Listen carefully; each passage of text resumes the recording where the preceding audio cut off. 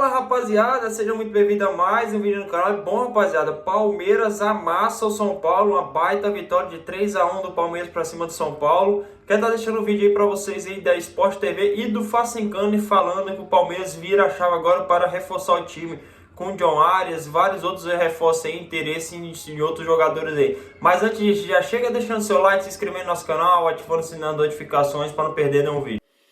Tá aí o Abel, que conta com o Veiga, conta com a garotada que está chegando da base, né, depois de ter sido eliminada pelo Ibrachina, né, nas quartas de final da Copinha, nos pênaltis, e que avalia que o Palmeiras soube se levantar depois da goleada que sofreu para o Novo Horizontino. E eu me lembro que depois dessa partida, ele falava em competitividade, em saber competir, né? Ele chegou a falar se o Palmeiras não competir, vai passar mais vezes pelo que passou contra o Novo Horizontino.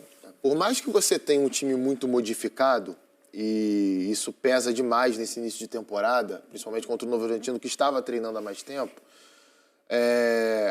tomar de 4-0 assim, é óbvio que faltou alguma coisa, em termos de comportamento, não só organização, em termos de comportamento. Mas eu tenho visto o balanço desse início de ano do Palmeiras positivo. O Palmeiras teve mais momentos de qualidade, de supremacia contra os adversários nesses primeiros jogos do Campeonato Paulista do que o contrário. Eu já falei sobre isso algumas vezes aqui, tenho muita expectativa de ver esse meio-campo se desenvolvendo. Me agrada muito ver Marlon Freitas e Andreas Pereira iniciando os ataques, é muita qualidade, visão de jogo, capacidade de leitura das jogadas. Óbvio que você perde defensivamente, mas se você conseguir montar um coletivo que todos se ajudem, você acaba minimizando a pouca aptidão defensiva desses dois volantes, né? Principalmente somados. Vai ter jogo que você vai precisar do Emi Martínez, de outro jogador com mais pegada ali no meio campo, mas há partidas que você pode jogar e vencer, como foi hoje, né? Como eu falei anteriormente, defensivamente não foi um jogo perfeito do Palmeiras, não. Tem coisa para corrigir. Mas foi um time que tratou melhor a bola, né? Que encaixou boas pressões na saída de bola do São Paulo, que soube o que fazer quando era pressionado em alguns momentos ali, quando o São Paulo subia essa pressão, encontrou os espaços com inteligência, e acho que tem muito a ver com a característica desses dois jogadores ali. Eu acho assim, cara, o meio de campo deles é muito bom. Até do segundo gol, do jeito que o Marlon vem, ele dá um passo para frente. Esse passe para frente, você tendo a sequência que o Palmeiras tem outros além do Andrés. Mas só que é o seguinte, tem ele, tem Maurício, tem Veiga. Então você precisa, assim, sempre dessa sequência no futebol. E o futebol, ele é coletivo. Ele fica mais frágil no meio de campo com esses dois marcando. O futebol, ele é coletivo. Se eu pressionar mal lá, vai estourar neles aqui, como aconteceu algumas vezes no jogo. E isso é de um início de temporada. Só que eu também vejo que essa derrota chata pro Novo Horizontino, ela fica para trás vindo de um jogo desse jeito. Foi um jogo que ele realmente mostrou que se você não entrar ligado, né, concentrado, vai cometer falhas como o Luigi acabou cometendo, que acabou saindo o gol do Robson, e você vai tomar 4 gols. Porque o futebol, ele é assim. O futebol, ele é competitivo e está ficando competitivo cada vez mais. Só que o Palmeiras, eu acho que ele está num caminho que...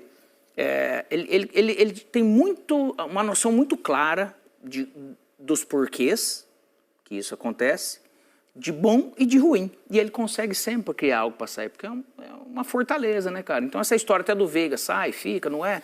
É um jogador super importante. Se ele conseguir sentir que ele ainda tem ali para dar, é normal que quando a gente fica muito tempo num clube, todo mundo fica, o cara já tá, não sei o que lá, de fora para dentro, né? Sim.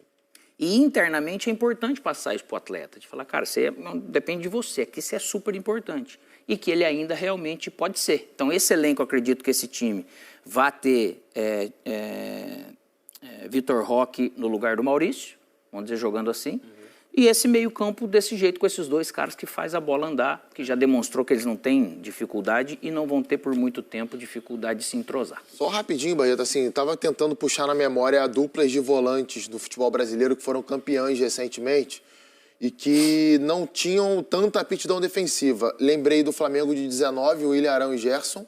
Arão, inclusive, antes do Jorge Jesus chegar ao Flamengo, não era um primeiro volante, era um volante de chegada à área, muito mais até, e era criticado pela pouca marcação. Em 20, o Rogério Ceni monta o meio-campo com o Diego Ribas e Gerson como volantes. O Galo de 21 tinha Jair e Alan. São dois volantes, assim, de muito mais capacidade com a bola no pé do que de marcação. Então, assim, não é impossível, não. A questão é você ter um ajuste coletivo para o time ser equilibrado. Então o Palmeiras, ele meteu o pé no acelerador do ano passado e o tanque ficou vazio para começar 2026 com os investimentos que o Palmeiras se projetou a fazer. Então, por exemplo, John Arias e Nino, a Sonha com a Almada e parará, não tinha como. Por isso que o Palmeiras passou a precisar fazer negociações e ainda está precisando fazer mais negociações para poder colocar gasolina nesse tanque. Vocês estão entendendo agora? É esse o problema. Por que o caso do Arias travou? Por que o caso do Nino travou? É porque o Zenit não quer liberar? Não. Não é isso. Por que o Palmeiras se acerta com o Nino? Por que teve o aval do Zenit quando o Palmeiras conversou com o Zenit para poder alinhavar a situação?